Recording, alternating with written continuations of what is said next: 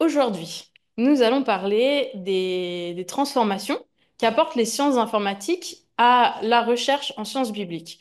Donc je pense qu'on s'en est tous rendu compte, l'avènement de l'informatique depuis maintenant 30-40 ans a complètement bouleversé notre rapport au monde et toutes les sciences de recherche en sont affectées. On peut penser par exemple à la biologie, penser à des sciences comme la bioinformatique, tout ce qui va être l'analyse de l'ADN, tout ce qui va être la modélisation de phénomènes. L'informatique a révolutionné la majorité des sciences existantes. Et les sciences bibliques n'en font pas exception. Et on est en train de voir, et tout particulièrement avec cette nouvelle phase d'avancée en sciences informatiques qu'on appelle la révolution des données ou la révolution du big data, et je reviendrai bien sûr sur tous ces termes afin de vous les détailler. On est face à ce qu'on pourrait appeler une véritable révolution dans la critique textuelle. Et je vous redéfinirai tout ça, mais la critique textuelle, en quelques mots, c'est l'étude des textes anciens afin d'essayer de les reconstruire. Et c'est ce que nous a dit Daniel en introduction. La Bible est un texte flottant et on regardera ensemble plusieurs manuscrits pour vous convaincre qu'en fait, oui, il n'y a pas un seul texte biblique. Et c'est à la tâche du chercheur en critique textuelle d'essayer d'établir ce qu'on appelle le texte le plus probable.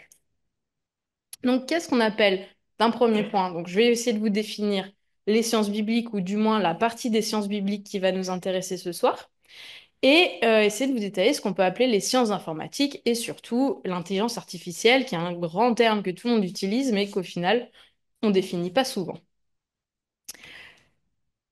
Donc, les sciences bibliques, alors, et je parle au sens académique du terme, hein, bien sûr, au sens universitaire, peuvent globalement se subdiviser en deux grands champs de recherche. Donc, le premier, ça va être l'herméneutique biblique, où on va réfléchir ce que veut dire le texte biblique en lui-même, en s'appuyant sur l'histoire de sa rédaction, sur l'histoire des personnes qui l'ont rédigé, sur ses formes littéraires, sur sa rhétorique, sur vraiment réfléchir à qu'est-ce que celui-ci essaye de nous dire, mais d'un point de vue d'un livre, d'un ouvrage, d'une œuvre littéraire.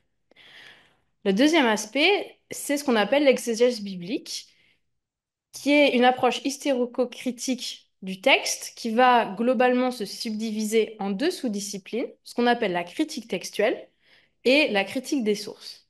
La critique textuelle, ça va être l'analyse de l'ensemble des manuscrits qui nous sont revenus, parce que vous le savez, avant Gutenberg, avant la naissance de l'imprimerie, l'ensemble des textes devaient être copiés à la main par des scribes. Et donc, en fait, tous les textes qui sont inférieurs au XVe siècle nous sont revenus que sous la forme de manuscrits qui ont été écrits à la main, et chacun présente énormément de variants. De la même manière que si je vous distribue tous une Bible ce soir et que je vous me demande de me copier le prologue de Jean, on aura chacun introduit des variants, tout simplement parce que c'est pas facile de copier à la main quelque chose et de s'assurer qu'il n'y a aucune variance. Erreur, c'est encore une autre question, mais aucune variance du moins. Donc ça, c'est le premier aspect de l'exégèse biblique. Le deuxième aspect, c'est ce qu'on appelle la critique des sources, où on va essayer de réfléchir à quelles seraient les sources sous-jacentes au texte biblique. Et peut-être certains d'entre vous en ont déjà entendu parler. Donc, par exemple, dans le cas des évangiles, on a les trois évangiles synoptiques, Marc, Matthieu, Luc. Et il y a énormément de travaux qui sont faits et qui se rassemblent sous le nom de recherche problème synoptique, qui essayent de réfléchir à est-ce que les personnes qui ont rédigé l'évangile de Luc et les personnes qui ont rédigé l'évangile de Matthieu avaient-ils sous la main l'évangile de Marc et ou des sources de parole qu'on appelle la source Q. Et j'y reviendrai à un moment, mais en gros, la critique des sources, ça va vraiment être avoir le texte sous les yeux et essayer de savoir si la personne avait plusieurs sources devant lui lorsqu'il a compilé le texte biblique qui nous est revenu. Et aujourd'hui, on va principalement parler de critique textuelle. Alors, je ferai un tout petit aparté sur la critique des sources pour vous montrer que aussi en critique des sources, l'intelligence artificielle, l'informatique, les modélisations mathématiques peuvent être utiles aux chercheurs. Mais je vais globalement me concentrer sur la critique textuelle qui est mon sujet de recherche finalement, plus que la critique des sources. Et donc, vraiment, la critique textuelle, ça va être l'étude de la transmission du texte sous ses formes multiples. Alors, je vous ai mis quelques images et on regardera quelques manuscrits ensemble où je pourrais zoomer. Mais donc là, vous voyez plusieurs manuscrits du texte biblique sous ces différentes formes. Alors là, nous voyons deux papyri du texte biblique, donc qui sont les plus anciens qu'on a retrouvés. Donc milieu du troisième siècle. Alors, les datations des textes, c'est toujours assez hasardeux. Donc, vous trouverez toujours un écart de confiance d'un siècle à peu près. On est à peu près d'accord sur un milieu de la fin du troisième siècle. Là, vous avez le codex de Bèze, sur lequel je reviendrai, qui est ce qu'on appelle un oncial, donc qui fait partie des textes qui ont été écrits sur parchemin, donc à la fin de l'ère des papyri. Les scribes sont passés sur les parchemins, sont mis à écrire sur des peaux tannées, et ça fait des livres qui sont extrêmement résistants, alors qu'ils sont extrêmement chers, et c'est pour ça que c'est des codex. Donc les codex, c'est les livres anciens, qui n'ont pu être mis en place qu'après la conversion de Constantin, on va dire. Donc à partir du IVe siècle, parce que c'était des livres qui coûtaient extrêmement cher et que les communautés persécutées ne pouvaient pas se permettre du tout de payer. Et puis c'est très lourd, c'est très gros. Donc on écrivait avant que le christianisme devienne religion, enfin du moins religion acceptée dans l'Empire romain, on écrivait sur des papyrus. Donc là vous voyez des onciaux. Et là je vous ai mis en bas à droite l'un des derniers manuscrits qui a finalement été copié à la main, qui a été copié pendant le Concile de Trente, donc juste au moment de la révolution de l'imprimerie. Donc là, on est vraiment, je vous ai mis du tout début à peu près la toute fin, on est sur le XVIe siècle. Donc ça fait partie des derniers scribes de la bibliothèque du Vatican, un monsieur qui s'appelait Honorarius, qui a copié ce texte avant que l'imprimerie finisse par remplacer l'ensemble des copies manuelles. Du moins pour le texte néo-testamentaire, dans les communautés juives, le Talmud a été très très longtemps, peut-être même encore, copié à la main pour des raisons religieuses, mais pour les textes chrétiens, l'imprimerie a pris le dessus suite après l'impression du texte d'Érasme, de Luther, etc. Donc, quand on travaille en critique textuelle, on se pose plusieurs questions. Et la première question, ça va être comment s'est transmis le texte biblique. Donc là, je vous ai mis différentes photos, différents manuscrits. Et on va se poser la question de comment est-ce que le texte s'est propagé à travers les premiers siècles jusqu'à l'officialisation, on va dire, du christianisme comme religion d'État à la fin de l'Empire romain, et comment le texte s'est diffusé ensuite dans toute l'Europe et dans l'Empire byzantin pour le côté oriental. Donc on va essayer non seulement de dater les manuscrits, parce que quelque part, on a accès aux dates, notamment avec ce que je vous ai montré, papyrus, codex. Donc on peut essayer d'avoir une espèce de chronologie du texte en datant les manuscrits. Mais une fois qu'on rentre dans l'ère des onciales, et ben en fait finalement on n'a que du parchemin, donc ça devient beaucoup plus dur de les dater. Et on essaie quand même de savoir comment les manuscrits ont été copiés les uns sur les autres afin d'essayer de déterminer des priorités et plus généralement de mieux comprendre comment les évangiles, enfin comment le Nouveau Testament mais aussi l'Ancien, ont pris leur forme qu'on leur connaît aujourd'hui. Et une fois qu'on a pu établir cette chaîne de transmission, une fois qu'on a rassemblé tous ces manuscrits comme je vous ai montré, la question qui nous reste, et qui est une question fondamentale pour la théologie par exemple, ça va être de reconstruire le texte biblique malgré tous les variants. Là, je vous ai montré rien que 4 manuscrits. Alors, sachant que des manuscrits connus du Nouveau Testament, on en a 1500, et juste avec les 4-5 que je vous ai montrés, et je vais vous en montrer plusieurs tout à l'heure, on a déjà, et on a regardé un petit paragraphe, hein, 2-3 variants qui sont glissés. Et on peut pas se permettre d'imprimer une Bible par manuscrit qu'on a, du moins maintenant à l'heure de l'imprimerie. Et si vous allez dans une librairie, donc certes, vous aurez différentes traductions, mais globalement, vous avez accès au même texte biblique. Et ça, c'est parce qu'il y a des chercheurs en critique textuelle. Alors, le centre majeur qui fait ça se situe à Münster en Allemagne.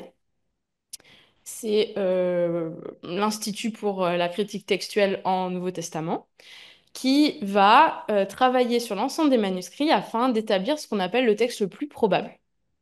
Et donc, ils vont étudier tous les variants Ils vont alors d'abord collectionner les manuscrits, étudier les variants afin de déterminer quelle est ce qu'on appelle la lecture la plus probable pour un texte donné.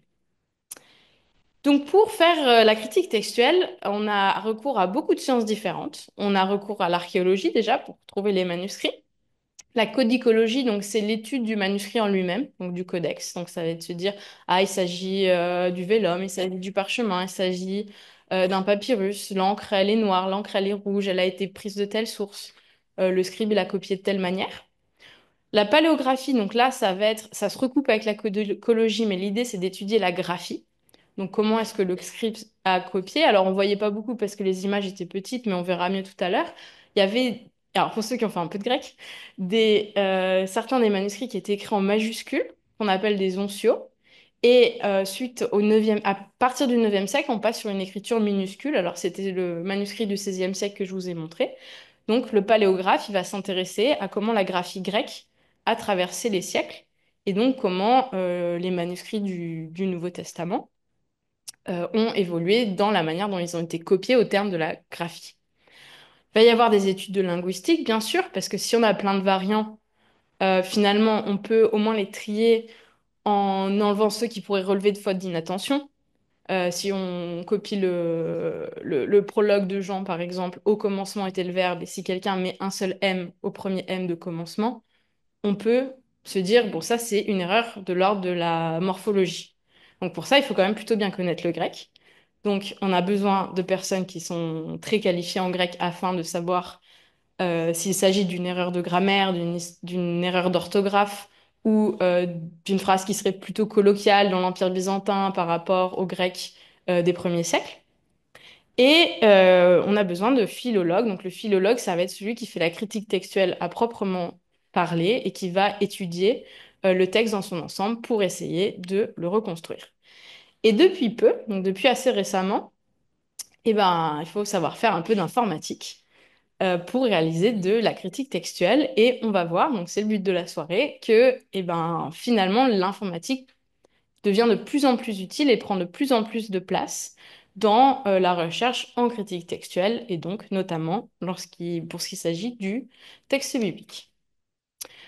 Alors, je vais vous faire un petit excursus, on va dire, à travers la critique textuelle. Alors, pour vous montrer que ça date pas du tout d'hier et qu'on n'avait pas du tout besoin de l'informatique pour faire de la critique textuelle, vu que le premier, alors celui qu'on considère comme étant le père de la critique textuelle, ça va être Origène, un grand théologien, voire l'un des premiers grands théologiens, alors qui a une réception compliquée car il était extrêmement bien reçu dans son siècle, mais il a été, alors 4 siècles après sa mort, donc lui il n'a jamais connu ça, a été particulièrement décrié dans l'Empire byzantin, ce qui fait qu'ils ont détruit la majorité de ses écrits, ce qui est très dommage.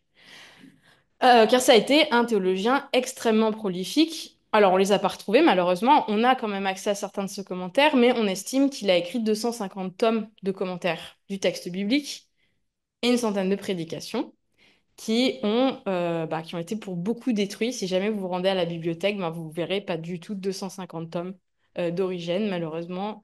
Il y a certains de ses disciples, on va dire, qui ont caché ses livres et pour empêcher leur destruction suite à sa persécution dans l'Empire byzantin, mais malheureusement, beaucoup a été perdu.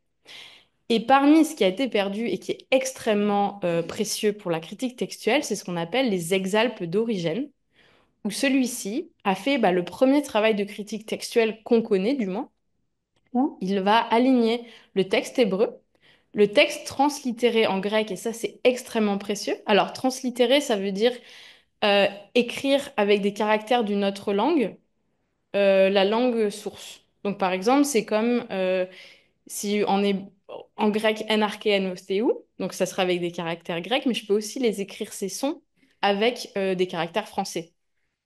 Donc lui, il a fait cet effort en hébreu, ce qui fait que ça fait partie des premières traces de prononciation de l'hébreu. Parce qu'on a perdu les prononciations hébraïques, mais en arrivant à faire les parallèles entre l'hébreu translittéré par Origène et l'hébreu source, on arrive à savoir comment l'hébreu pouvait être prononcé au temps d'origine, donc hébreu qu'il lisait couramment. Il aligne aussi quatre différentes versions du texte grec, parce que certes, là, on parle de l'Ancien Testament en hébreu et on en parle beaucoup, mais les premiers chrétiens, alors les Juifs aussi hellénisés, mais aussi les premiers chrétiens, utilisaient l'Ancien Testament en grec. C'est un texte qu'on appelle la Septante, et qui était très majoritaire, voire même uniquement utilisé par les chrétiens. Et le fait que les communautés chrétiennes soient passées sur le texte hébraïque est plutôt tardif, date de Jérôme. Donc Jérôme de Stridon, qui est un traducteur de la Bible qui a fait la Vulgate latine, donc au IVe siècle, a décidé de revenir au texte hébreu. Avec d'ailleurs de grands débats avec Augustin d'Hippone qui lui pensait qu'il fallait rester sur le texte grec, parce que si vous lisez le Nouveau Testament en grec, Jésus cite le grec et pas l'hébreu. Donc avec ce genre d'argument, il y a eu beaucoup de débats pour se dire est-ce qu'on traduit l'Ancien Testament depuis le grec ou depuis l'hébreu. Jérôme a tranché pour l'hébreu et Luther a lui aussi tranché pour l'hébreu, ce qui fait que maintenant, de manière générale, on utilise l'hébreu pour faire les traductions de l'Ancien Testament, mais il faut savoir qu'à l'époque d'origine, quand il a fait ses alignements, pour lui, l'Ancien Testament était en grec tout autant qu'en hébreu, ou du moins les alignements étaient tout aussi valables.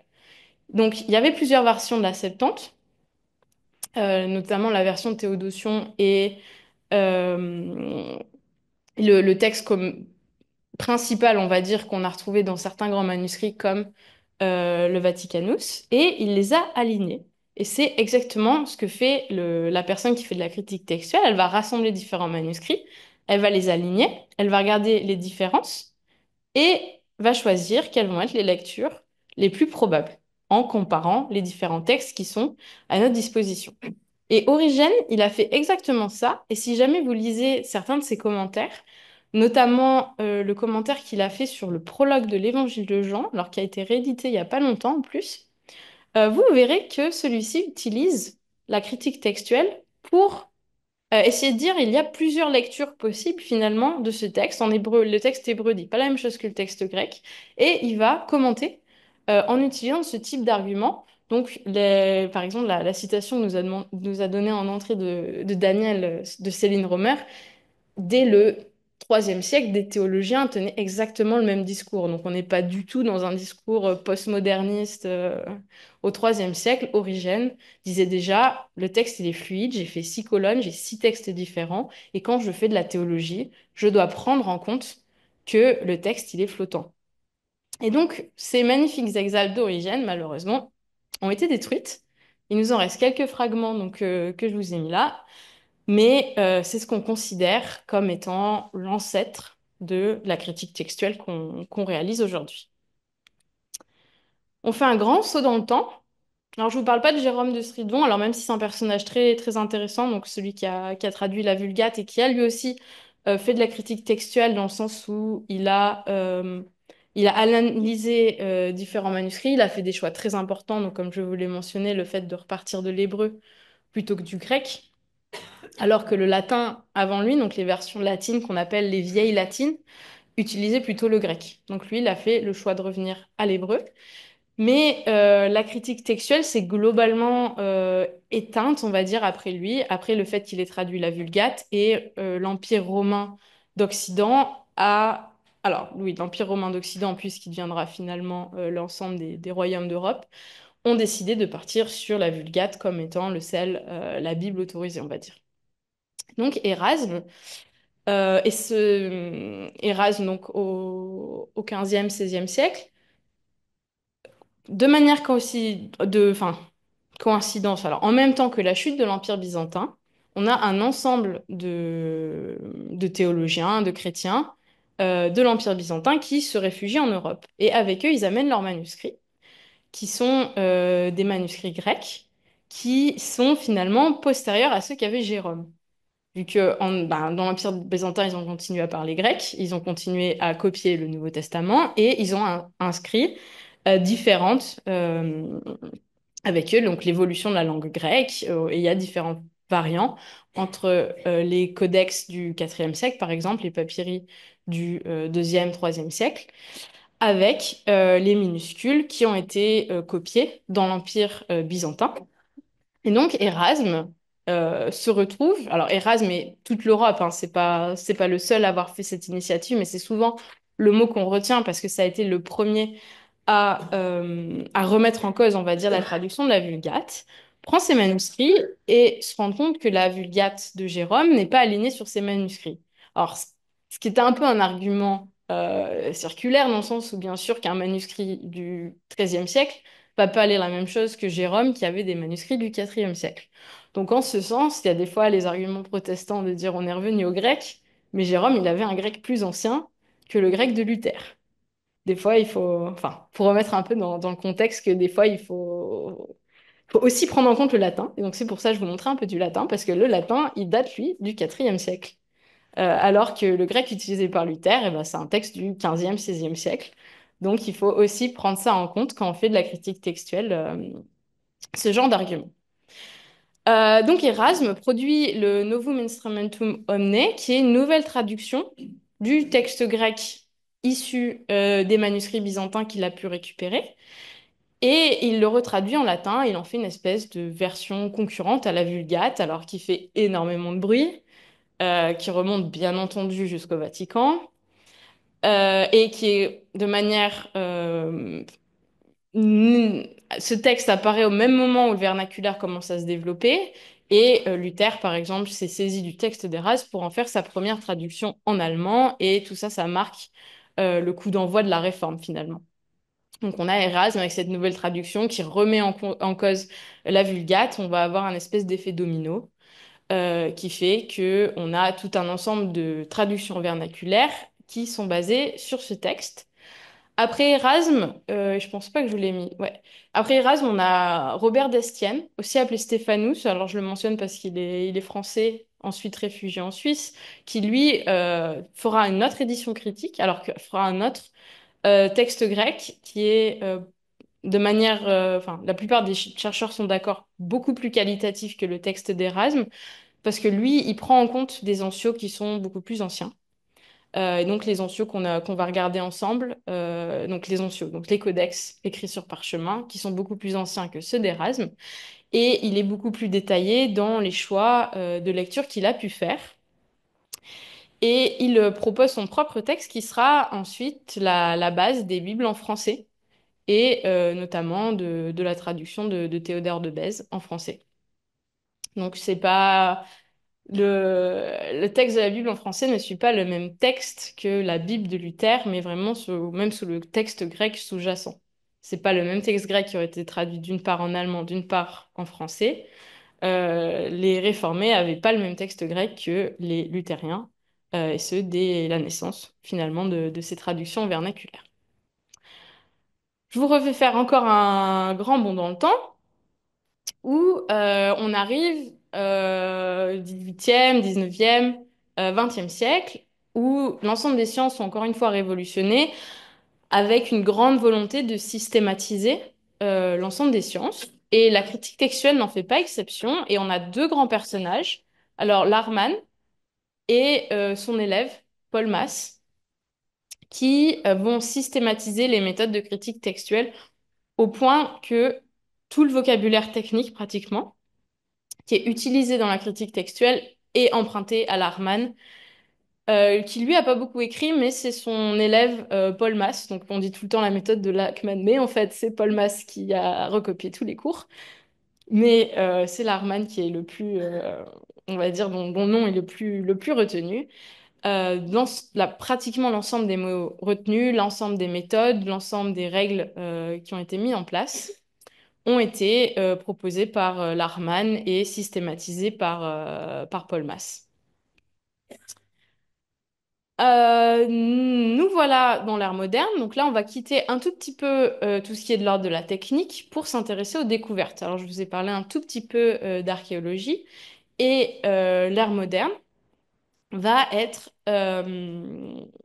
va être caractérisée par une grande, alors on dit découverte, mais c'est plutôt redécouverte, dans le sens où ces textes, bah, ils ont toujours, enfin, ils existent depuis 2000 ans et on n'a fait que les retrouver plutôt que vraiment les trouver. Et on va avoir la chute quelque part de ces textes, donc que ce soit le texte érasmien ou le texte de Stéphanous, qui a été considéré comme étant le vrai texte grec. On emploie le terme textus receptus, peut-être vous en avez déjà entendu parler, pour presque canoniser le texte de Stéphanous, et ça fait encore débat. Par exemple, la King James Bible, qui est très très utilisée par les évangéliques américains, est basée sur le Textus Receptus, qui est, comme vous l'entendez, complètement figé en fait. C'est presque la révélation qui serait tombée au XVIe siècle, au XVIe, XVIIe siècle sur Stéphanous, pour donner le seul vrai texte possible. Donc ça, c'est ce qu'on appelle le Textus Receptus. Et fin du XVIIIe siècle, fin du XVIIIe siècle, XIXe siècle, XXe siècle, le statut presque mystique de ce texte qui serait le Textus Receptus et sur lequel il faudrait baser l'ensemble des textes, bah, s'affaiblit complètement. Alors c'est aussi en lien avec quelque part une sécularisation de la recherche, une grosse sécularisation bah, de la recherche en sciences bibliques qui devient relégué, on va dire, au rang d'une science qui se veut pas mystique. Et donc, on commence à traiter la Bible comme on pourrait traiter l'Odyssée, par exemple, comme on pourrait traiter Homère, et on commence à se débarrasser donc d'un vocabulaire mystique, textus receptus. On n'emploierait jamais ce mot pour parler d'Homère. Et donc, on a un ensemble de chercheurs qui vont transcrire les grands codex, donc parmi eux le Bézaïe, le Vaticanus, l'Alexandrinus. Alors, je vous montrerai à quoi il ressemble. Et notamment, alors, c'est pareil, hein, vous allez vous rendre compte, on passe d'un peu de Textus Receptus à Textus en Receptus. Le codex Sinaiticus, qui est un codex qui a été découvert au Mont Sinaï par un monsieur qui s'appelle Tischendorf. Alors, les moines du Mont Sinaï le connaissent de tout temps, hein, ce manuscrit. C'était un peu l'époque où les Européens allaient dans différents pays pour découvrir des choses, mais il nous a trouvé le Sinaiticus, il l'a ramené en Europe, il l'a transcrit et c'est devenu un petit peu la star du texte biblique. Donc, c'est devenu le vrai texte biblique. On repart dans l'histoire de il n'y a qu'un seul texte et c'est lui avec ce codex Sinaiticus qui devient la base des éditions, on va dire jusqu'au début du XXe siècle, par exemple avec la Louis II 1910 que vous devez avoir. La Louis II 1910 est basée sur le texte de Tischendorf, le Codex Sinaiticus. Donc on est reparti sur un vrai texte révélé, la seule vraie Bible. Sauf que on découvre encore la seule vraie Bible. On découvre des papyri, donc, qui sont très connus, donc les papyri Bodmer et les papyri Chester, milieu du XXe siècle, qui, bon bah déjà, le Sinaiticus se fait détrôner, parce que les papyri, on va les dater deuxième, troisième siècle, alors que le Sinaiticus, dans le meilleur des cas, il date du IVe siècle. Il date voilà, d'une église qui serait post-Constantine. Et donc déjà, voilà, le Sinaiticus, tout d'un coup, il perd sa place de texte le plus ancien et le plus complet qu'on ait pu retrouver parce que, alors, on savait bien sûr qu'il y avait des papyri du Nouveau Testament, mais des papyri aussi bien conservés, c'est la première fois, et on a notamment le papyrus 75 qui contient pratiquement l'intégralité de l'évangile de Luc et de l'évangile de Jean de manière extrêmement bien conservée. Donc je vous parle pas, on a retrouvé trois fragments et ça a révolutionné la critique textuelle. On a vraiment trouvé des papyri qui contiennent des livres entiers du Nouveau Testament et notamment des évangiles. Et donc ces papyri, donc alors ils remettent une pièce dans la machine, on va dire, de la critique textuelle, déjà parce qu'ils rajeunissent considérablement le texte. Il y avait cette croyance, alors enfin oui cette croyance dans la recherche en sciences bibliques que le texte se serait standardisé après Constantin, finalement, après le Concile de Nicée où on aurait un Constantin qui dit, et d'ailleurs hein, le symbole de Nicée c'est un peu ça, de dire ok maintenant c'est la religion d'État, on croit tous en la même chose, voici un credo, voici une Bible, vous la copiez, je veux plus qu'une seule version. comme on a pu voir avec la Vulgate d'Othman, par exemple, pour quand l'islam est devenu euh, une religion d'État qui se doit d'être normative. Et finalement, alors ces papyri, ils remettent ça complètement en cause, parce que le papyrus 75, par exemple, donc qui est daté deuxième, troisième siècle, va contenir l'évangile de Luc de manière, et de l'évangile de Jean de manière très, très, très proche au texte qu'on a pu retrouver dans les codex du quatrième siècle. Donc on est sur un texte d'évangélique qui, dès le deuxième, troisième siècle, est assez proche. Il y a bien sûr des variants, mais est quand même assez proche de ce qu'on peut retrouver dans les codex qui sont bien plus jeunes, donc du quatrième siècle, soit 2 siècles plus tard.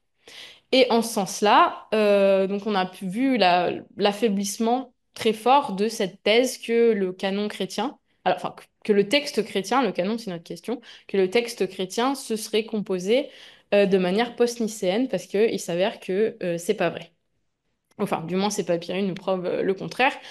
Euh, je vous parle beaucoup du Nouveau Testament, parce que, alors déjà, parce que je suis un peu biaisée dans le sens où c'est là où je me sens le plus à l'aise. Mais je vais vous parler un tout petit peu de l'Ancien Testament aussi, avec les manuscrits de Qumran, ou aussi on les appelle aussi les manuscrits de la mer morte, qui sont un ensemble alors de parchemins, donc ça a été écrit sur peau, des rouleaux, qui ont été découverts slash redécouverts, parce qu'on a des traces au Moyen Âge de personnes qui auraient déjà eu accès à ces manuscrits contiennent, alors, pour beaucoup, des fragments. Il faut pas se dire que c'est une Bible ancienne de la même manière qu'on a des Bibles, mais certains livres ont été extrêmement bien conservés en plusieurs exemplaires, et notamment le rouleau d'Ésaïe, donc c'est la photo que je vous ai mis, a été extrêmement bien conservé, au point où on a pratiquement un Ésaïe ancien, un Ésaïe entier. Et il s'agit des plus vieux manuscrits bibliques en hébreu en notre possession. Parce qu'ils datent, on les date sur une moyenne autour de l'an zéro. Donc ça peut être moins premier siècle, plus premier siècle. On part sur une moyenne à zéro.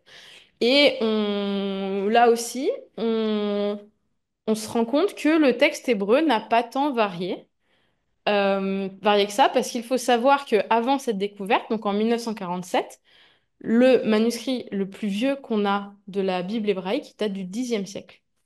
Donc on en a deux, Alep et Léningrad, donc on est sur des codex médiévaux et on n'avait pas de traces de l'hébreu avant cette découverte de 1947. Donc effectivement, il y a beaucoup de chercheurs qui, et ça s'entend, pensaient que le texte hébreu s'était stabilisé ou avait été beaucoup modifié en 10 siècles, finalement, parce qu'on a un trou de 10 siècles dans la critique textuelle. Et ben finalement, pas tant que ça, on a des variants, mais c'est très mineur.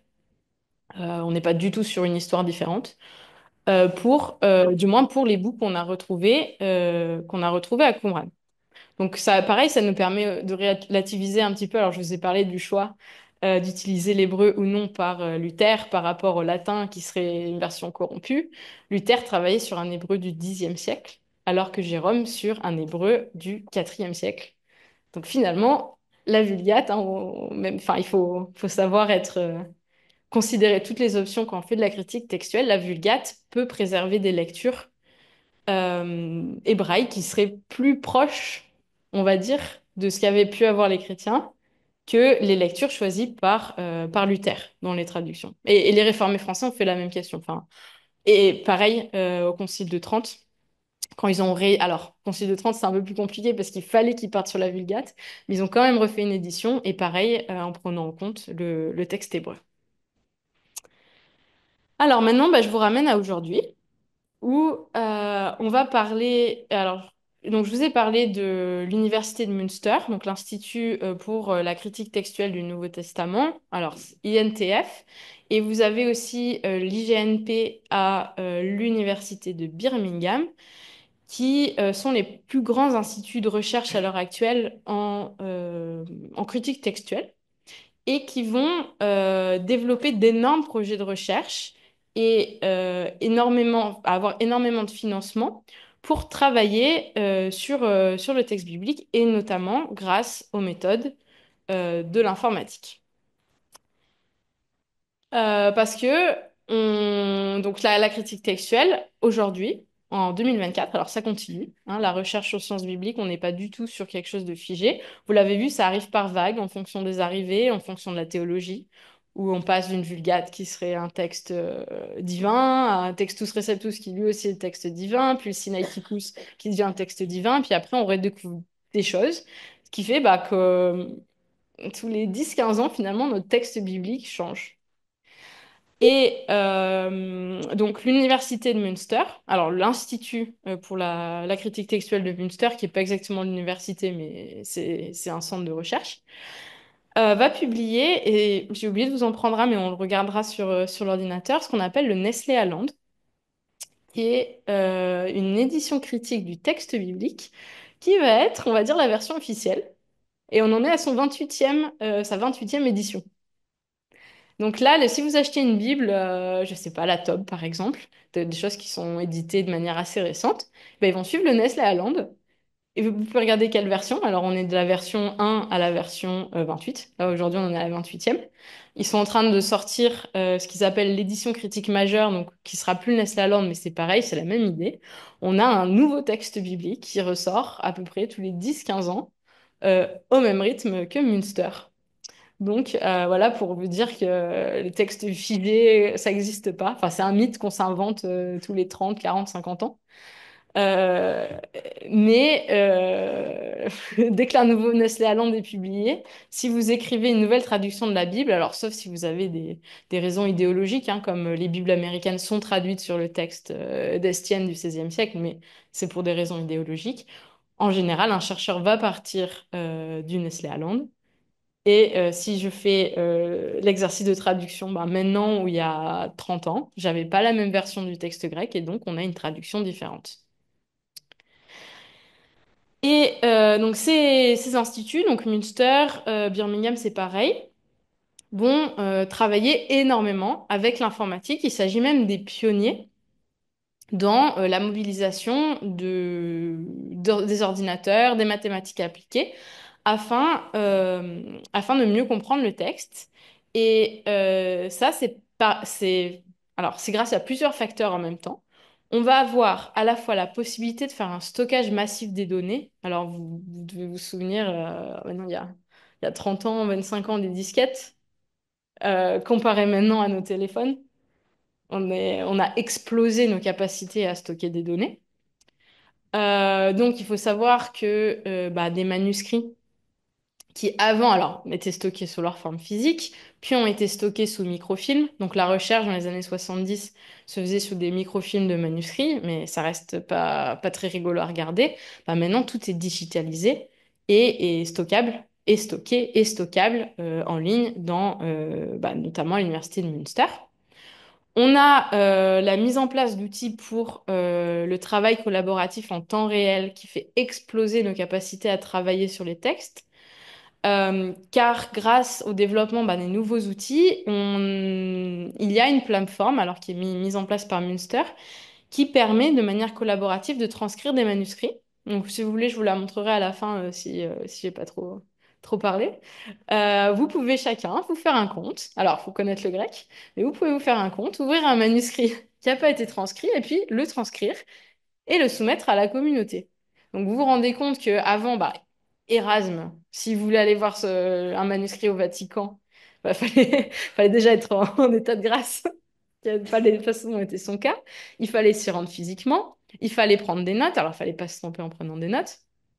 Donc, c'était un travail énorme que là, vous prenez votre téléphone portable, je vous donne la bonne URL et puis vous pouvez consulter un manuscrit qui est stocké au Vatican et qui était inaccessible pour les chercheurs.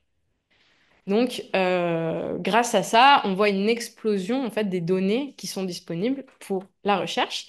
Et explosion de données veut dire que le traitement, alors le traitement qui est nécessaire pour manipuler ces données, lui, reste, bah, plus il y a de données, plus c'est compliqué. Donc finalement, la capacité humaine reste, enfin, on reste au même niveau qu'Erasmus, voire même il était bien supérieur à nous. Mais on a la naissance de nouveaux algorithmes qui vont nous permettre de traiter les larges bases de données. Parce que voilà, si on se met tous à transcrire des manuscrits et que je vous donne 1000 manuscrits du premier verset de Marc. Ouais, c'est long d'essayer de les comparer. Et donc pour ça, on a des nouveaux algorithmes. Et bah, je vous propose de rentrer plutôt plus dans les détails de tout ça. Donc, notre deuxième partie, ça va parler des qu'est-ce que les sciences informatiques et qu'est-ce que sont la modélisation mathématique ou plus généralement, on va appeler ça les mathématiques appliquées.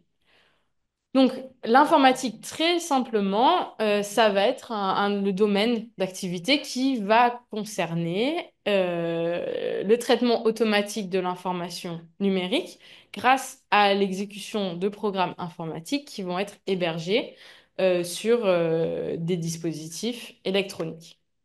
Et il y a énormément de sous-disciplines dans l'informatique. C'est pas du tout enfin, c'est un énorme champ de recherche qui va aller de l'électronique à comment est-ce qu'on fait physiquement un ordinateur, à l'algorithmique, donc où on n'a limite pas besoin d'un ordinateur.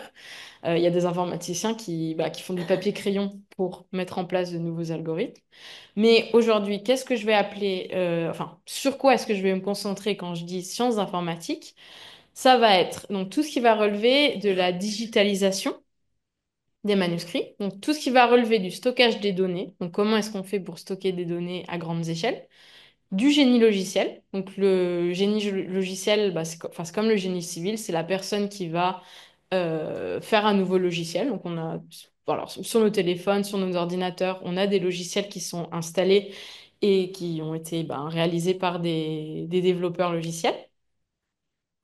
Je vais vous parler de l'apprentissage automatique, qui est le nom scientifique, on va dire, d'intelligence artificielle. Alors, parce qu'on parle beaucoup d'intelligence artificielle, ça veut rien dire, du moins d'un point de vue de la recherche. On n'emploie jamais ce terme. Le vrai terme, et je rentrerai beaucoup plus dans les détails, c'est apprentissage automatique. Alors, il y a des débats, est-ce que c'est un sous-domaine de l'informatique ou est-ce que c'est un sous-domaine des mathématiques? Ça utilise les deux.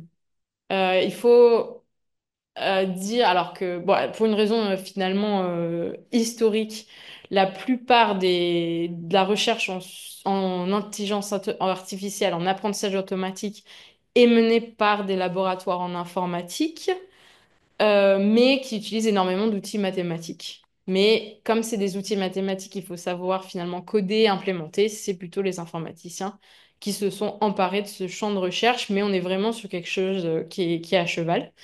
Et la modélisation mathématique va se situer à l'extrême limite de cet apprentissage automatique et va relever du fait de pouvoir appliquer des modèles mathématiques afin de décrire des phénomènes. Donc c'est ce qu'on appelle les mathématiques appliquées en général.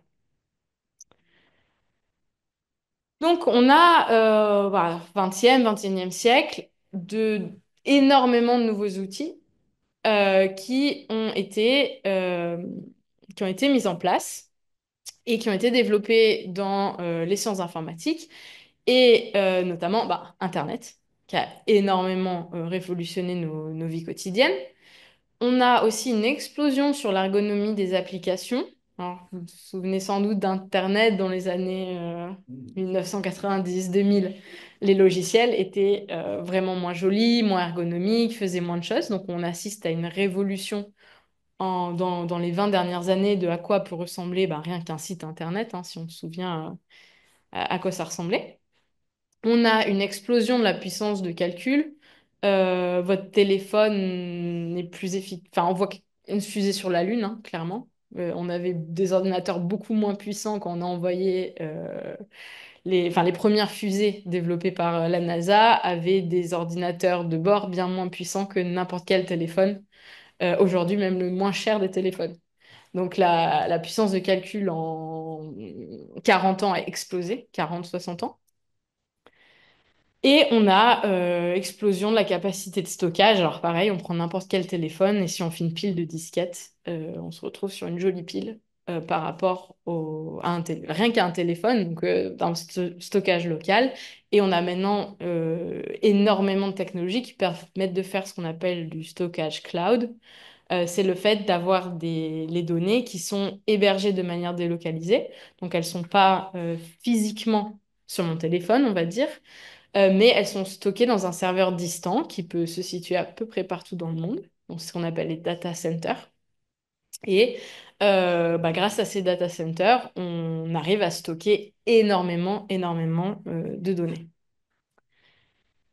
Et on est donc depuis les années 2000 à une énorme synergie de plein de choses, donc plein de coïncidences, on va dire, qui font qu'on est entré maintenant dans une véritable révolution des données où on va avoir donc non seulement le stockage massif des données, avec l'explosion des capacités de stockage, les développements des technologies du cloud par exemple, mais aussi l'augmentation de nos capacités de génération des données. Alors si on pense aux manuscrits, on est maintenant capable de faire des images à extrêmement haute résolution par rapport au microfilm par exemple.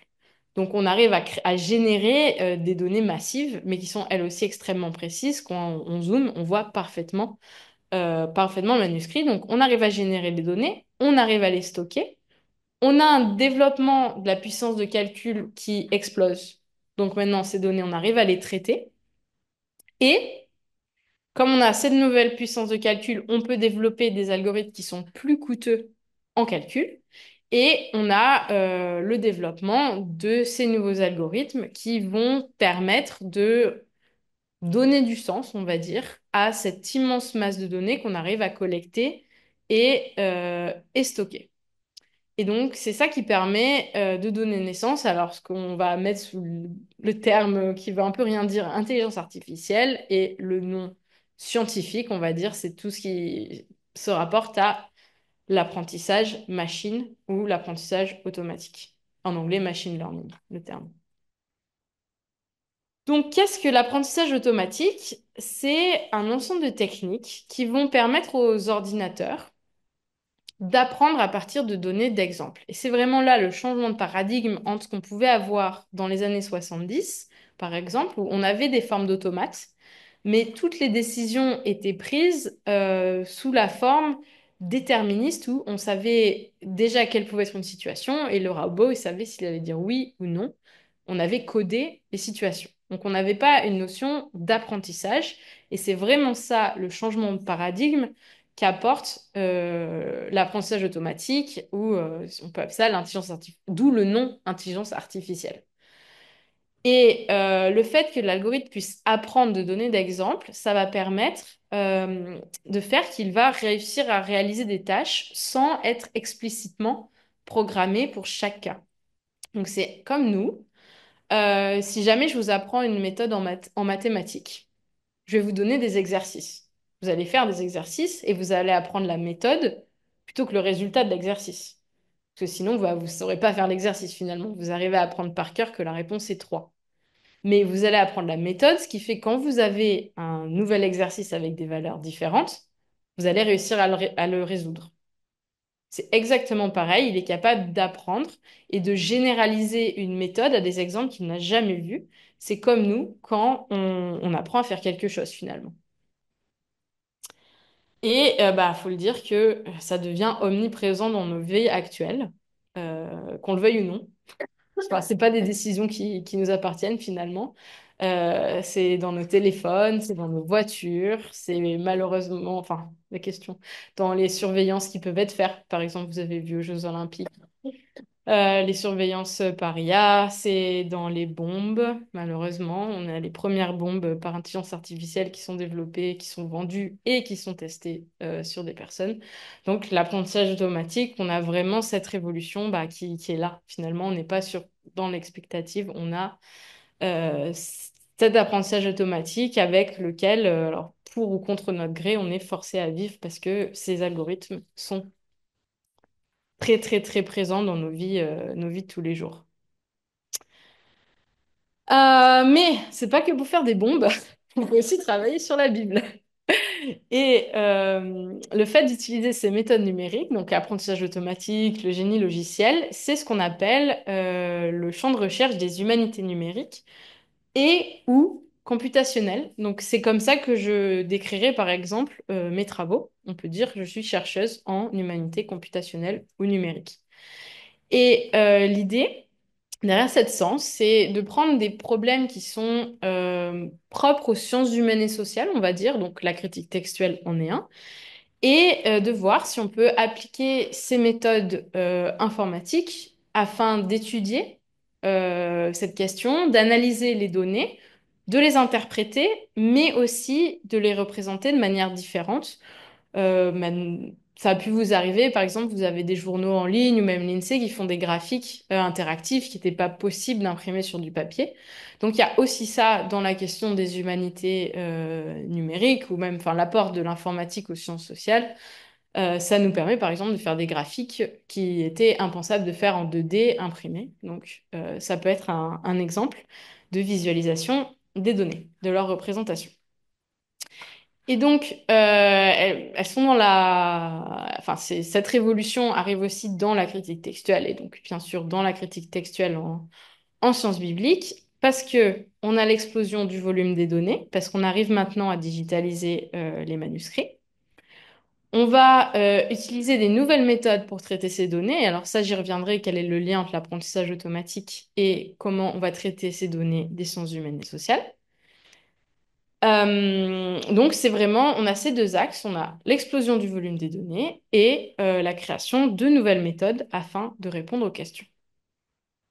Donc, on est face à l'augmentation des capacités de stockage, la mise en place de nouveaux formats pour stocker les données, la naissance d'Internet et le développement d'applications web qui sont bien plus ergonomiques, bien plus jolies, qui permettent de faire bien plus de choses qu'il y a 20 ans ou même 10 ans, on voit que Internet a été radicalement transformé en termes d'ergonomie. Et donc, grâce à tout ça, on va voir la naissance de plateformes, et donc de plateformes d'édition de manuscrits comme alors, le New Testament Virtual Manuscript Room et le Scriptura Qumran Electronica. Alors, le premier est développé par l'Université de Münster donc le grand institut de critique textuelle dont je vous ai parlé, et je vous ferai juste on regardera un petit peu à la fin si vous voulez à quoi ça ressemble.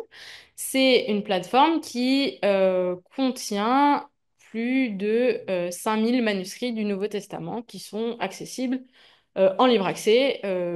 Vous pouvez le mettre sur votre téléphone. Enfin, on va regarder ensemble, je vous donnerai le lien, et puis vous pouvez jouer avec et regarder des manuscrits néo-testamentaires. Donc, chose qui était impensable hein, il y a 130 ans. Enfin, au début de la révolution de la critique textuelle avec Erasme, inimaginable pour lui d'avoir accès à des vraies images du Vatican, parce que là, vous pourrez avoir accès aux toutes les numérisations du texte biblique, par exemple, de la Bibliothèque Vaticane, la Bibliothèque de Cambridge, ces grandes bibliothèques avec beaucoup de manuscrits bibliques. Et vous avez pareil pour Qumran, donc c'est le Scriptura Qumran Electronica qui vous permet d'accéder aux photos en haute résolution des différents manuscrits de Qumran et qui sont développés par l'université de Göttingen, donc encore des Allemands, en partenariat avec l'université d'Haïfa, je pense, en Israël. Mais les porteurs, c'est l'université de Göttingen. Donc voilà à quoi ça ressemble. Donc c'est pas la version dynamique, peut-être qu'on regardera. Vous avez, donc ça ressemble à ça. Donc vous pouvez voir plus de 5000 manuscrits. Donc vous avez accès à votre manuscrit sur la gauche et puis à la droite, vous avez accès aux transcriptions qui sont faites, alors, pour beaucoup par des professionnels, enfin des gens qui sont payés pour ça, comme moi, mais aussi vous avez des collaborateurs qui peuvent être complètement enfin, gratuits, des bénévoles, quoi, on va dire. Et donc là, c'est là où on voit la grande synergie, les grandes capacités que peuvent apporter la science des données, que peuvent apporter Internet, c'est que on arrive à travailler de manière collaborative, tous ensemble, sur les transcriptions, ce qui explose nos capacités de partage. Donc, sur ce site, vous avez 1,5 million de pages de manuscrits du Nouveau Testament transcrites, disponibles. Et si vous voyez, alors, pour les minuscules et pour les lectionnaires, donc qui sont un sous-type, il manque énormément de transcriptions. Donc, si vous savez lire le grec et que vous avez beaucoup de temps devant vous, vous pouvez vous aussi transcrire des manuscrits du Nouveau Testament. C'est en libre accès et n'importe qui peut, enfin, n'importe qui sait lire le grec peut contribuer à ces efforts de collaboration. Et donc, vous voyez que ça permet d'exploser le nombre des données.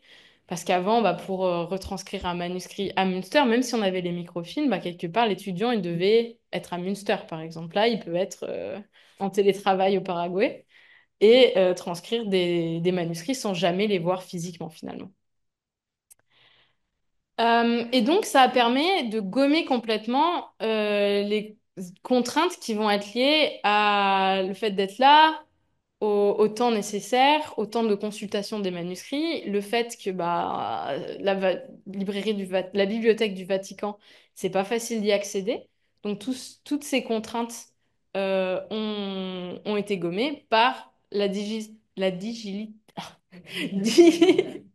digitalisation.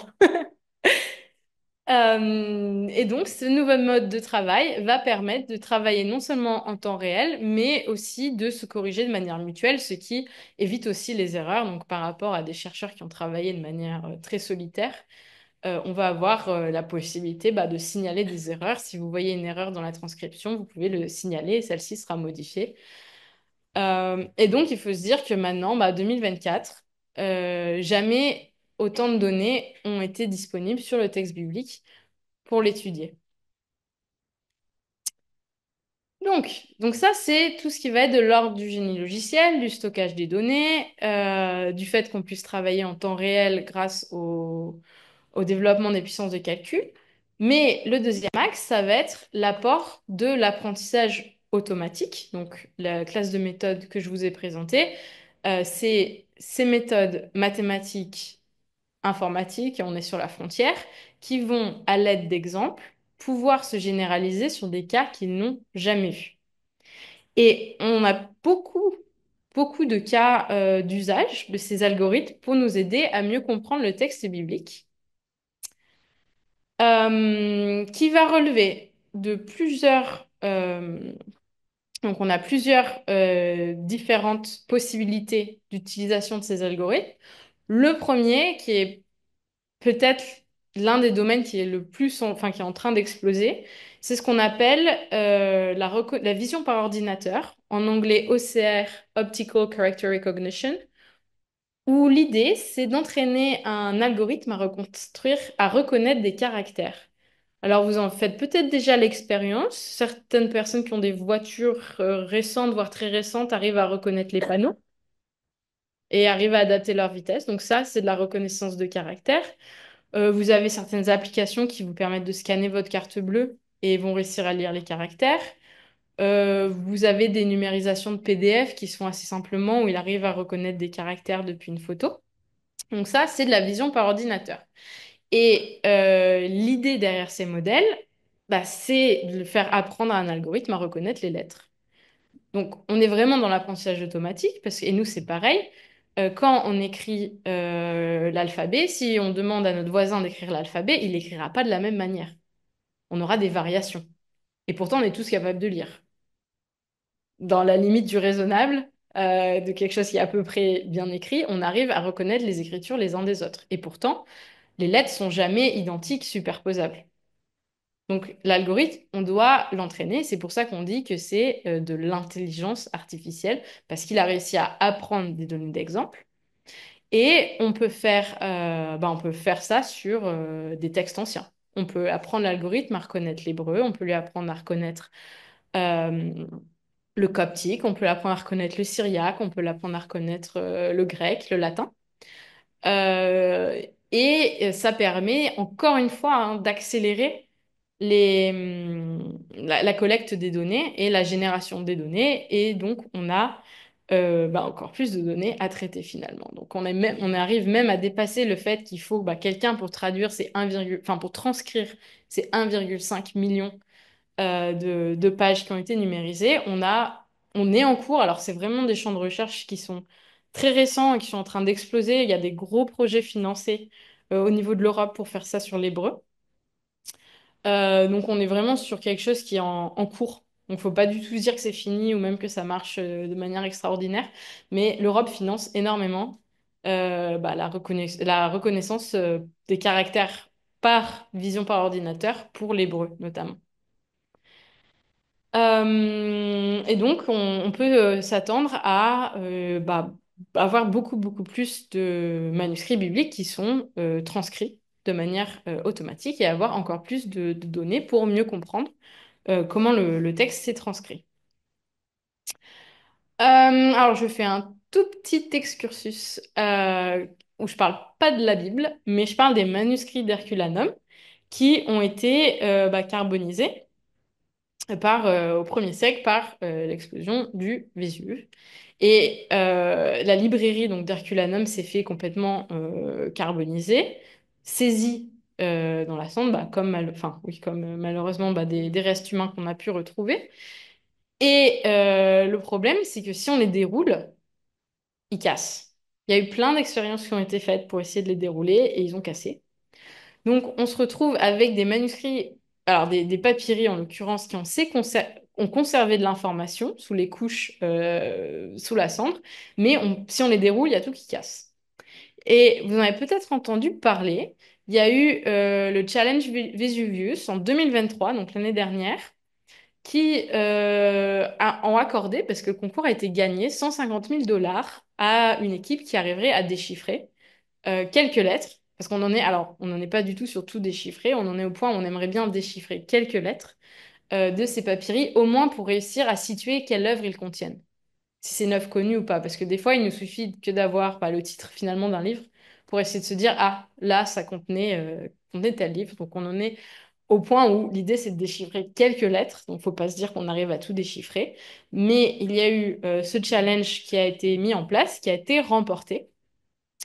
Et l'IA, donc en étudiant la différentes manières, enfin on a réussi à faire des photos du papyri, on voit toutes les lettres qui se superposent et l'IA aurait réussi en tout cas, à différencier les différentes lettres afin de voir sur les différentes couches qu'est-ce qui est écrit. Donc on est vraiment au niveau de, on a quelques lettres déchiffrées, donc il ne faut pas se dire qu'on a tout déchiffré, mais on est sur une avancée possible de l'IA et ils ont remis le concours avec encore une fois beaucoup d'argent.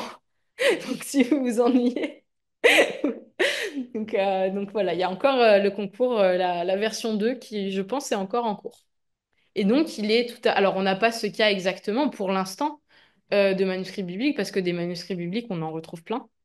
Pas forcément très anciens, mais des manuscrits, par exemple, byzantins, on en retrouve énormément, parce que c'est le texte qui a été le plus copié de l'Antiquité au Moyen Âge, enfin, jusqu'à l'imprimerie.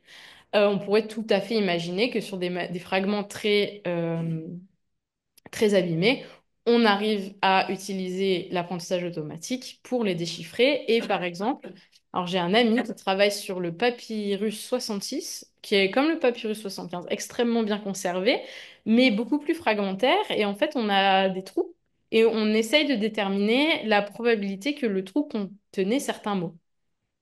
Donc en fait, on a le fragment, on a un texte à trous, on connaît dans certains, oui, on connaît, maintenant on a réétabli quelque part le texte, donc on essaye de calculer la probabilité que ce soit un variant plutôt qu'un autre en étudiant la largeur du trou par rapport à l'écriture. Donc là, et c'est des papiers très récents, j'ai un ami voilà, qui a publié là-dessus en 2024, donc cette année. Donc on est vraiment sur de la recherche qui se fait maintenant sur le texte néo-testamentaire et sur, par exemple, le papyrus 66. On retourne à Qumran et une question qui a été posée, alors et qui a été aussi très bien financée par l'Europe, c'était un gros projet européen, a été la question sur combien de scribes ont contribué à écrire le grand rouleau d'Ésaïe, donc ce magnifique rouleau de Qumran qui a été très très très bien, voire même parfaitement, on va dire, conservé. Et ce projet européen, cette équipe de recherche s'est posé la question de savoir combien de scribes ont contribué au rouleau pour essayer de mieux comprendre comment ça se passait en fait dans un scriptorium. Est-ce que les personnes alternaient? Est-ce qu'on changeait de main toutes les 4 pages? Est-ce qu'on changeait de main? Enfin, c'était pas des pages, mais tous les il n'y avait pas de chapitre non plus. Au bout d'un certain nombre de lignes, est-ce qu'on échangeait la place? Comment ça se passait? Est-ce qu'un scribe s'occupait de tout le rouleau?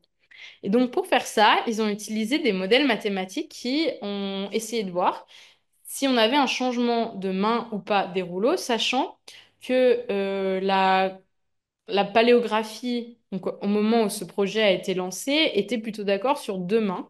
Donc un grand chercheur, Emmanuel Toff, peut-être ça vous parle, bon, qui est le grand ponte en critique textuelle vétérotestamentaire et maintenant qui est quand même assez âgé, parlait lui de deux mains. Et effectivement, les modèles mathématiques ont confirmé les intuitions d'Emmanuel Toff qu'il ne pouvait pas vraiment prouver parce que c'est extrêmement dur.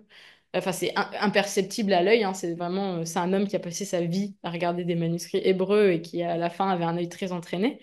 Mais on a réussi à quantifier ce changement et à avoir quelque part une lecture un peu plus, on va dire, quantitative, en tout cas une mesure plus quantitative de ce changement de main. Autre chose qui nous est extrêmement, extrêmement utile, c'est la collation automatique. Alors, je vous ai parlé de multiplicité de textes. Donc, je vous ai parlé de 5000 manuscrits du Nouveau Testament. Alors, on n'en étudie pas autant pour établir le texte, mais en tout cas à Münster, pour établir le texte, ils en étudient bien une trentaine.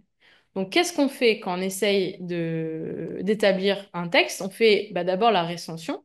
On récupère tous les manuscrits qu'on veut inclure dans notre analyse, puis on les compare. Donc là, par exemple, je vous ai mis, on voit pas extrêmement bien, mais le début de l'évangile de Marc dans cinq manuscrits.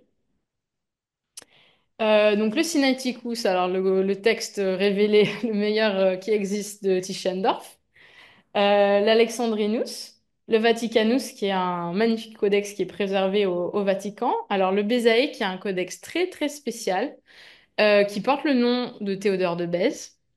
Parce que, alors, c'est pas du tout lui qui l'a. Enfin, il est pour rien dans sa rédaction, parce que c'est un manuscrit du IVe siècle, mais qui a la particularité de présenter un texte extrêmement différent de celui qu'on connaît. Et c'est le texte le plus différent des évangiles et des actes des apôtres qui est en notre possession, et c'est un texte du IVe siècle. Par exemple, les actes des apôtres sont 12% plus longs dans le Codex de Bèze par rapport à si là vous achetez une Bible. On a des paroles, une parole de Jésus surtout qui est absente de l'ensemble des manuscrits qu'on peut avoir, qui sont présents dans ce codex. Et il était conservé à Lyon, dans le monastère qui doit s'appeler le monastère Sainte-Catherine, que les Huguenots ont brûlé, saccagé, mais ils ont sauvé le codex de Bèze, qui est parti dans les mains de Théodore de Bèze, qui a vu ce codex et s'est dit, c'est un codex d'hérétique, et il est reparti aussitôt à Cambridge. Et il est toujours à Cambridge. Donc c'est un texte qui était connu, et je vous le montrerai à la fin. C'est un codex qui était connu au XVIe siècle. On en trouve des traces dans la paracritique de Stéphanus. Donc alors, Théodore de Bèze, dans sa correspondance, nous dit j'y ai pas touché, je l'ai renvoyé direct à Cambridge. Mais il apparaît en tout cas dans les éditions critiques des Bibles réformées françaises. Donc il a passé un peu plus de temps dans les cercles genevois français, francophones du moins, que ce qu'on peut croire. Mais voilà la petite histoire, et c'est pour ça qu'il porte le nom de Bèze, parce que c'est Théodore de Bèze qui l'a expédié à Cambridge. Et on a le Corydetianus, qui est lui aussi un des grands onciales.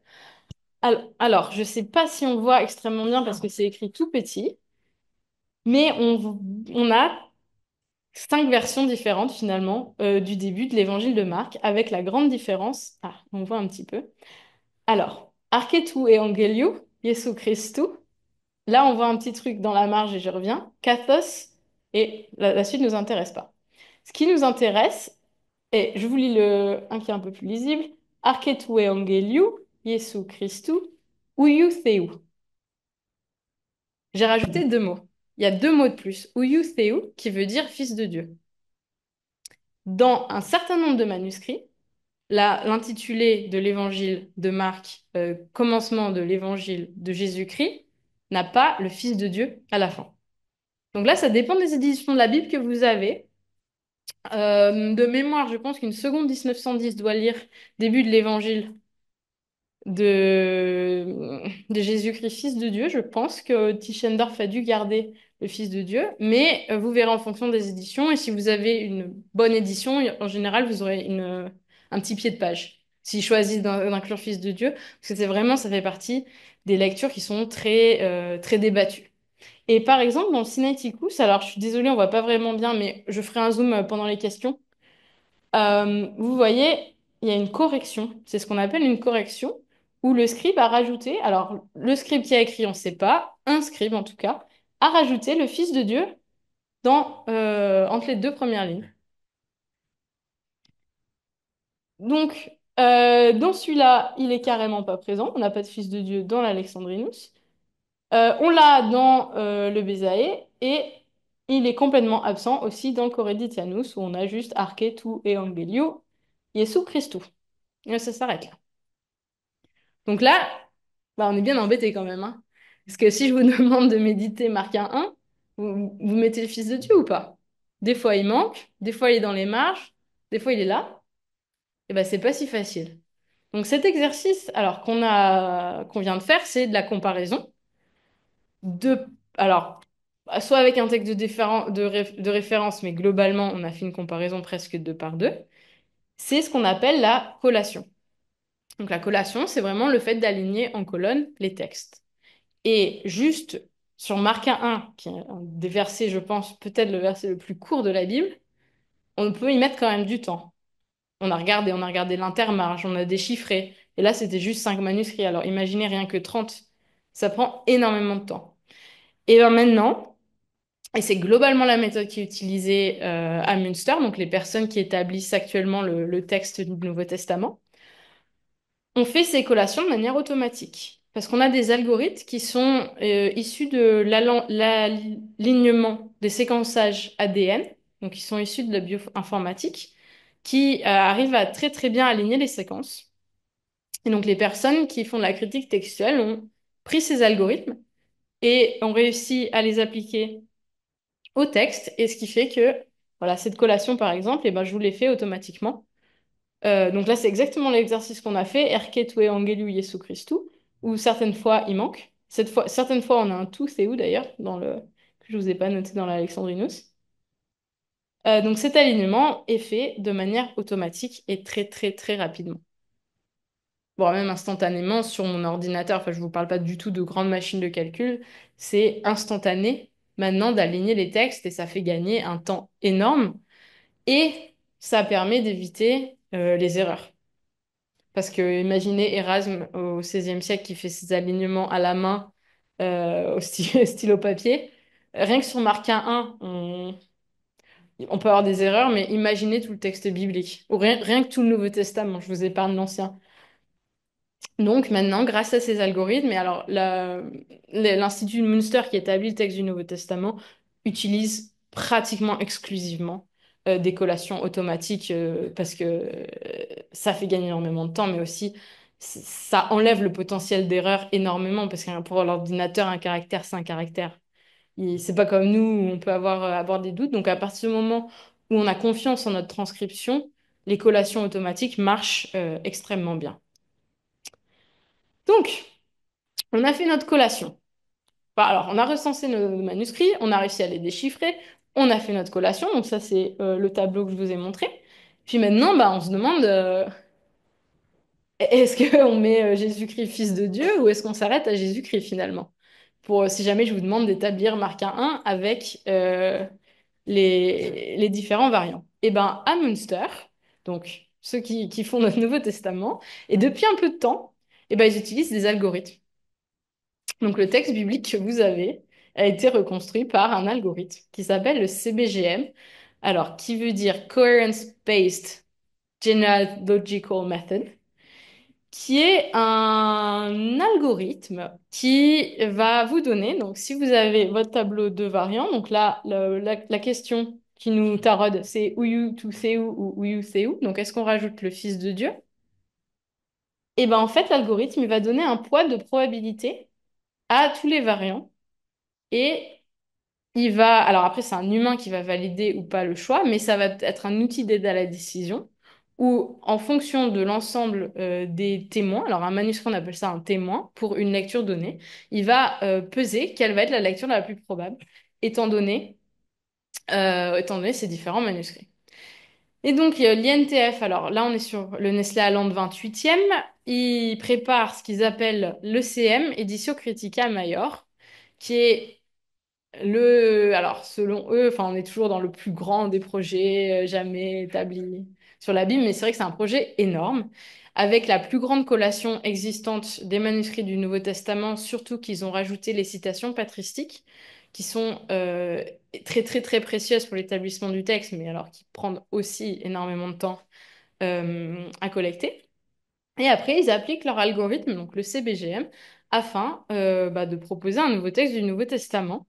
Ils ont prévu de terminer en 2030. Donc le temps que ça arrive chez nous, je pense qu'en 2035, on aura des nouvelles Bibles. Donc on aura un nouveau texte grec et donc des nouvelles traductions. Donc on a déjà ces collations, on a l'établissement du texte. Qu'est-ce qu'on peut faire d'autre avec ces approches mathématiques? Et qui nous maintenant nous paraît enfin peut nous paraître relativement simple, mais avant l'arrivée de l'informatique qui était tout simplement impossible. Et ben par exemple c'est juste compter l'ensemble des mots qui est dans le texte biblique, juste avoir les fréquences de vocabulaire. Nous maintenant ça nous paraît presque banal d'avoir accès aux fréquences des termes, mais imaginez, alors ça a été fait, hein, les moines médiévaux qui comptaient à la main l'apparition des termes, mais imaginez le travail que ça représente et la marge d'erreur qu'on peut avoir sur des tels scores. Et donc maintenant, alors compter les nombres de mots dans les textes bibliques, donc pour une transcription donnée, pour un ordinateur ou même pour un téléphone, hein, ça coûte rien. C'est ce qui pouvait, un moine médiéval, c'était peut-être 20 ans de sa vie. Maintenant, c'est négligeable sur un téléphone. Donc, on peut maintenant très très facilement alors compter l'ensemble des mots. On peut faire des choses encore plus avancées, vu que maintenant on a des algorithmes qui sont la même classe d'algorithmes de ChatGPT, dont vous avez peut-être entendu parler, qui sont des réseaux de neurones, deviennent quand même très performants, il faut l'avouer, pour faire l'analyse morphologique d'un mot. Et ça fonctionne dans une phrase. Donc l'analyse morphologique, ça va être, par exemple, sa conjugaison. Donc on va dire présent, première personne, indicatif, pour je suis. Eh ben, on va avoir des algorithmes qui sont très très performants pour faire ça en grec et en hébreu d'ailleurs. Alors, ils sont meilleurs en grec qu'en hébreu. Ce qui va nous permettre d'avoir accès à l'ensemble des caractéristiques de la morphologie du texte biblique et va nous permettre de pousser beaucoup plus loin dans les études qu'on peut faire sur le style de grec qui est utilisé dans le Nouveau Testament, dans les différents livres, et ça va nous permettre euh, de comparer les différents textes en fonction de leur style. Donc ça, c'est ce qu'on appelle l'étude stylométrique. Alors la lexicométrie, c'est le fait de compter les mots. La stylométrie, ça va être le fait d'étudier le style plutôt de l'auteur. Et il y a des études. Alors par exemple, moi j'ai un peu travaillé, j'ai un peu publié dessus sur la question du problème synoptique dont je vous ai parlé au tout début, où on va s'intéresser à la question de est-ce que Luc et Matthieu avaient accès à Marc? Est-ce que Luc et Matthieu avaient accès l'un à l'autre? Ou est-ce que il s'agit de deux évangiles qui seraient indépendants depuis l'évangile de Marc? Et oui, j'ai travaillé, j'ai mis en place des modèles qui permettent de faire l'analyse de style pour essayer de voir s'il y aurait une différence plus forte entre Luc et Matthieu, par exemple, qu'entre Luc et Marc, pour voir ce que ça peut nous dire sur la jeunesse de ces évangiles. Et effectivement, mes résultats tendent à montrer que Luc et Matthieu seraient des évangiles indépendants, avec l'évangile de Marc comme point d'accroche commun qui explique la proximité narrative entre les textes. Euh, donc ça, c'est l'analyse des sources en partant du point de départ, en se disant on a peut-être plusieurs sources. On peut avoir l'autre approche qui est la détection automatique des sources. Donc on a un texte, bon, on a nos suspicions qu'il est fait de plusieurs couches de texte, notamment les textes, certains textes du Pentateuque, donc par exemple Exode 14, où le peuple d'Égypte s'échappe à travers la mer, puis l'armée se fait recouvrir par la mer. Si vous lisez très attentivement le texte, vous verrez qu'on a l'impression qu'il y a deux histoires qui s'emboîtent et qui sont incohérentes incohérentes, c'est un grand mot, mais qui ne coïncident pas parfaitement en tout cas quand on les extrait les unes, on les déboîte les unes dans les autres. Et il y a des chercheurs qui se sont posés la question sur est-ce que on arriverait à détecter des différences de style, des différentes de vocabulaire qui fait qu'on pourrait extraire automatiquement ces deux sources qui nous paraissent différentes. Et donc ça, c'est des travaux de Thomas Romer, que vous connaissez peut-être. Voilà. Donc Thomas Romer, il fait ça en ce moment. Il utilise des algorithmes pour essayer de voir si ça peut valider ces théories d'avoir plusieurs sources, au moins deux sources, parce il analyse la source sacerdotale par rapport au reste du texte, euh, ce qui pourrait confirmer les différentes théories rédactionnelles quant au Pentateuque. Donc, l'idée, c'est on a une théorie qui est faite à la main, et c'est la même chose pour problème synoptique, c'est la même chose pour les questions des sources dans le Pentateuque, et on essaye de voir si les outils informatiques permettent de systématiser, de donner des résultats quantitatifs par rapport à ces intuitions que peuvent avoir des experts du texte. Je vous ai parlé un tout petit peu de transmission du texte biblique et puis après j'ai arrêté de vous en parler, où je vous ai juste montré les manuscrits à plat. Mais c'est mon sujet de recherche principale, actuellement en tout cas, euh, où la question qu'on se pose, c'est est-ce qu'on arrive à modéliser la transmission des textes et des copies au fur et à mesure? Parce que je vous ai montré les manuscrits à plat, je vous ai un petit peu parlé de leur datation, papyrus, codex, les minuscules donc, qui sont byzantines, les onciaux qui seraient plutôt post-Constantine. Mais on peut aussi se poser la question de dire qui a été copié sur qui. Parce que finalement, tous ces exemplaires, alors on en a perdu, mais ont été copiés les uns sur les autres. Et donc, ça, c'est ce qu'on appelle la stématologie. Un stéma, c'est comme l'arbre généalogique d'une tradition manuscrite, finalement. Et on essaye de voir si on peut reconstruire ces stémas de manière automatique, parce que quand on a 5000 manuscrits, c'est impossible de le faire à la main. Enfin, c'est impossible. En 300 ans, 400 ans peut-être. Mais ça prend beaucoup d'humains et beaucoup de temps. Et donc, la question, c'est de voir si les algorithmes peuvent nous aider à faire ça. Et on traite ces manuscrits comme étant des séquences ADN finalement. Et on utilise des algorithmes qui sont issus de la phylogénie, donc l'étude des arbres généalogiques des êtres vivants. Et on essaie de transposer ça au texte biblique. Donc alors, moi je travaille là-dessus. Il n'y a pas que moi. Il y a bah, justement le collègue dont je vous ai parlé qui travaille sur le papyrus 66, travaille aussi là-dessus à l'Université catholique d'Australie. Donc il est en train d'écrire sa thèse sur la transmission de l'Épître aux Éphésiens, donc il va sortir l'année prochaine. Donc on est encore sur de la recherche en cours sur cette modélisation des processus de transmission. Et nous voilà presque à la fin. Bah, j'espère que j'ai réussi à vous convaincre qu'on vit dans une époque unique pour la recherche en sciences bibliques, tout simplement parce qu'on a accès, nous tous, alors nous les chercheurs, nous les pas chercheurs, à un ensemble de données qui ont juste été, on est dans une époque qui est inconcevable pour n'importe quel chercheur en sciences bibliques qui nous ont précédés avant Internet. Origène impensable, Erasme impensable, Stéphanos impensable. Donc, j'espère avoir réussi à vous convaincre que, on est face à une possibilité d'explosion en découverte sur le texte biblique qui est, ben, on a un grand potentiel. On a l'impression, ah bah, c'est un texte qui est écrit il y a 2000 ans, il est plus ou moins figé, on va pas découvrir de grandes choses. Et ben pourtant, vous voyez tous les 50 ans, donc que ce soit la découverte des nouveaux manuscrits, que ce soit l'utilisation de l'informatique, on arrive à trouver des nouveaux résultats qui sont fascinants sur le texte. Et j'espère qu'il y aura plein de nouvelles découvertes scientifiques, hein, et notamment bah, cet ECM qui va sortir enfin, par Munster en 2030, on espère. Et sans tomber, enfin, on espère que c'est toujours pareil, on espère faire mieux que nos aînés, mais ne pas tomber dans le positivisme qu'on a en fait avec le texte biblique, que ça a été la Vulgate, que ça a été le Textus Receptus, que ça a été le Sinaiticus. Donc maintenant, l'idée, c'est pas de se dire, ah bah c'est le CBGM, c'est l'édition critique majeure de Münster, on a enfin le vrai texte, l'ordinateur nous l'a prouvé. Donc c'est absolument pas ça le discours, mais on espère sur quelque chose qui va nous aider à progresser dans notre manière de comprendre le texte comme étant quelque chose qui fluctue et étudier ces fluctuations, le pourquoi, le comment et quelles sont les interprétations finalement théologiques qu'on peut en faire.